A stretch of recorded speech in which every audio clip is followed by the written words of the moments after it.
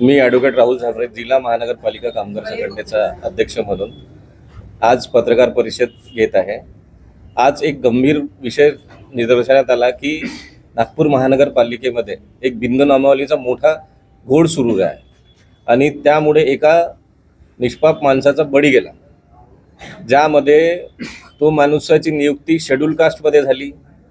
त्याला पुढे शेड्यूल कास्टमध्येच त्याचा जन्म झाला आणि त्याला त्यानंतर 2025मध्ये त्याला एकदम पोस्टी आणि SBCचं सर्टिफिकेट मागण्यात आलं. त्यामुळे तो माणूस तणावात गेला.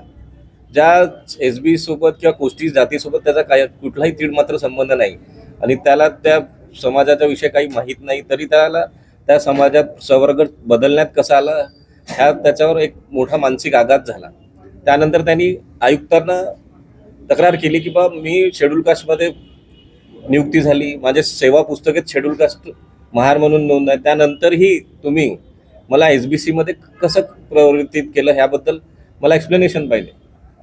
पण कर्मचारी असल्यामुळे त्याची कोणी सूद न घेता प्रशासनाने आपल्या स्तरावरच त्या कोष्टी जातीचं प्रवर्ग शेड्यूल कास्ट न करता खुल्या प्रवर्गात टाकून दिलं. त्यामुळे त्यांना अजून अन्याय झाल्यासारखं वाटलं की बा मी अनुसूचित जातीचा माणूस जो एवढा दुर्बल घटकातून पुढे आलो आहे आणि अनुकंपा तत्वावर लागलो, त्यानंतरही मला प्रशासन अशा पद्धतीने ट्रीट करत आहे की सगळे कागदपत्र शेड्यूल कास्टले असल्यानंतर मला खुल्या प्रवर्गात टाकत आहे आणि त्यांचे इन्क्रिमेंट्स आणि हे सगळे स्टॉप केले गेले. त्यामुळे ते मानसिक तणावात गेले आणि त्यांचा मृत्यू झाला.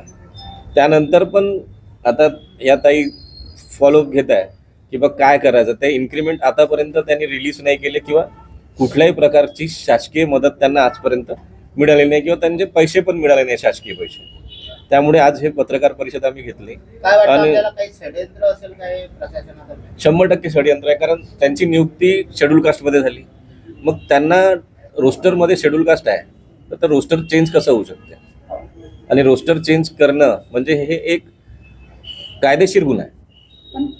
भरती जी आहे ती अनुकंपावर झाली आहे, म्हणजे त्यांचे वडील किंवा एक नाते रिश्तेदार होते ते शेड्यूल कास्टमध्येच लागले.